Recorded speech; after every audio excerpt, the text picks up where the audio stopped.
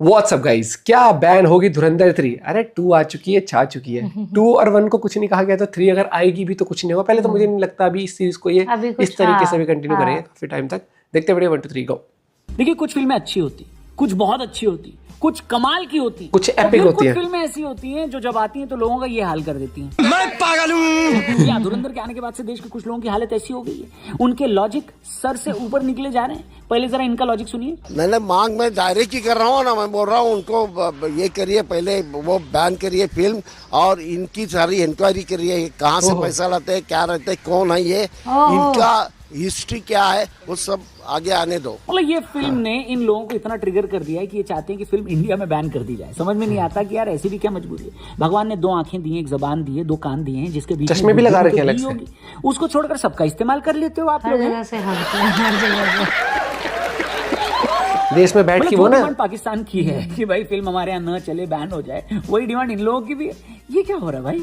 ओ भाई मारो मुझे मारो। जी हाँ दोस्तों, धुरंधर के आने के बाद से एक शिफ्ट हमने देखा है। इंडस्ट्री हमेशा 2 टाइमलाइन में अब से जानी जाएगी। पहली प्री धुरंधर और दूसरी पोस्ट धुरंधर। पहले आप जरा ये रिएक्शन देखिए। साउथ क्या, नॉर्थ क्या, हर जगह के टॉप आर्टिस्ट ने इस फिल्म को प्रेज किया है, तारीफ की है। राजा मौली सर ने इसको ब्रिलियंट बोला। जूनियर एनटीआर, अल्लू अर्जुन, महेश बाबू, विजय देवरकोंडा, ऋषभ शेट्टी जैसे न जाने कितने स्टार्स हैं जिन्होंने तुरंत ही फिल्म का जिस दिन प्री शो था ना भाई साहब, मतलब रिलीज से एक दिन पहले 18 तारीख, मतलब इन सारे लोगों ने 18 और 19 अर्ली में ही फिल्म के क्राफ्ट को समझा और अप्रिशिएट किया। ये वो लोग हैं जो क्राफ्ट समझते हैं, कैमरा पकड़े हैं, कहानी लिखने के लिए कलम उठाते हैं, जो अच्छी परफॉर्मेंस देते हैं और फिल्म को समझते भी हैं। फिर इनके अलावा कुछ ऐसे लोग भी आ रहे हैं जो फिल्म को बैन कर दो ये चिल्ला रहे हैं।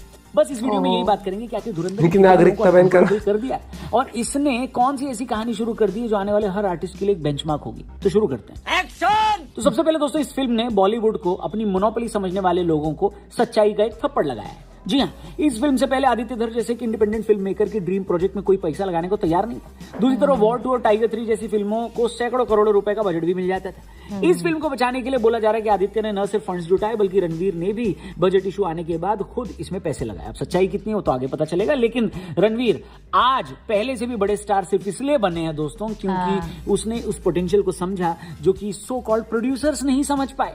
आज रिजल्ट ये है कि आदित्य धर अगर आज एक फिल्म बनाने को अनाउंस कर दें तो उनके घर के बाहर प्रोड्यूसर्स की लाइन लग जाएगी और प्रोड्यूसर्स बोलेंगे कि भाई साहब 21 दिन में पैसा मेरा भी डबल करवा दो। ये बात।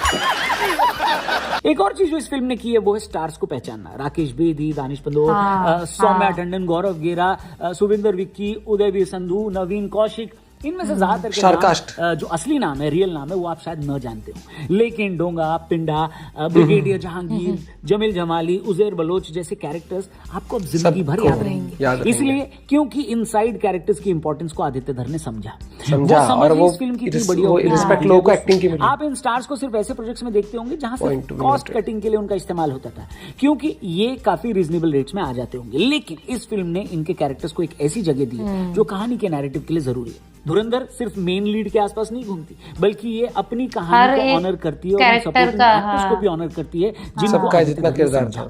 अब बड़े स्टार्स के मनमाने रेम्यूनरेशंस को कंसीडर करने के साथ ही इन स्टार्स को भी कंसीडर किया जाएगा जो आने वाले कई प्रोजेक्ट्स में आपको दिखेंगे। एक बात और समझने लायक है दोस्तों कि एक हिंदी फिल्म माफिया भी पहले काम करता था जो अभी भी एक्टिव है, जहां एक मिड फिल्म को मास्टरपीस बोलना, जी हाँ, एक मीडियोकर फिल्म को मास्टरपीस बोलना, सही बात, आर्ट बोलना और एक क्राफ्ट को प्रोपेगेंडा बोलना, आज भी ऐसे लोगों की कमी दर्शाते हैं।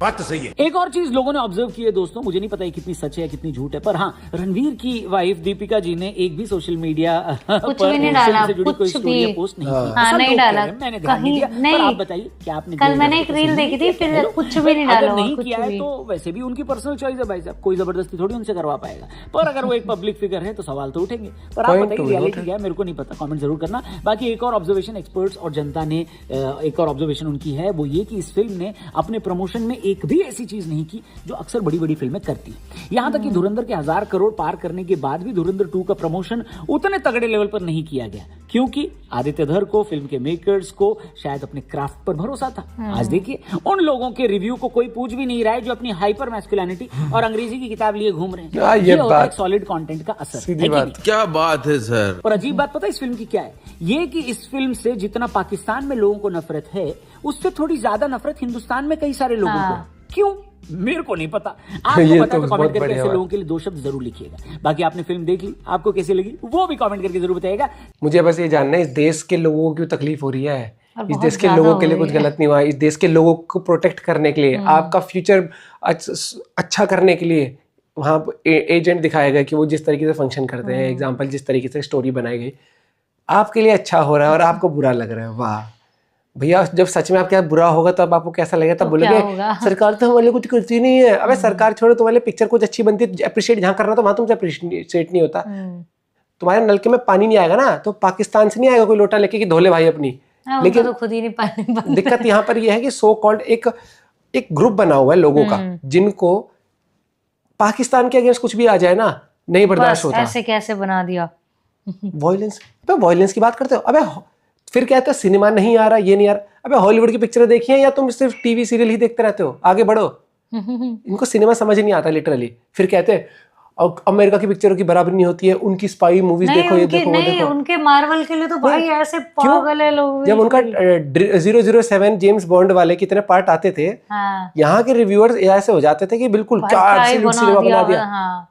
यहाँ तुम्हें रॉ रफ हर एक चीज दिखाई गई, ढंग से दिखाई। लेकिन दिक्कत ये है ना, पाकिस्तान का नाम क्यों ले दिया? क्यों? पाकिस्तान से क्या मिलता है? सगे इनके अब्बू इनके रिश्तेदार रहते हैं ना। बिल्कुल ही जाहिलपना हो चुका है देश के अंदर। अपने देश के तो सगे हो जाओ सबसे पहले यार। और इस मूवी के अंदर किस भारतीय के लिए गलत बोला गया?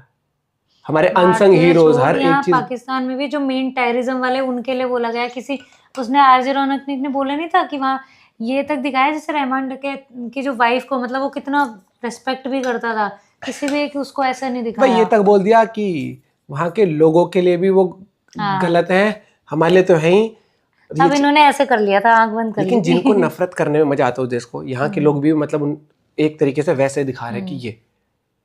फिर एग्जाम्पल, फिर लोग जस्टिफाई नहीं, ये अति अहमद को कुछ मसीहा भी तो बताते थे एक टाइम पर, यहाँ तो मसीहा था हमारे।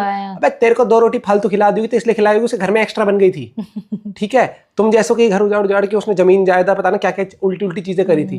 लेकिन मुझे तो भैया 2 रोटी, अबे तुम्हें 2 रोटी दी थी, बाकियों की छीन भी तो थी।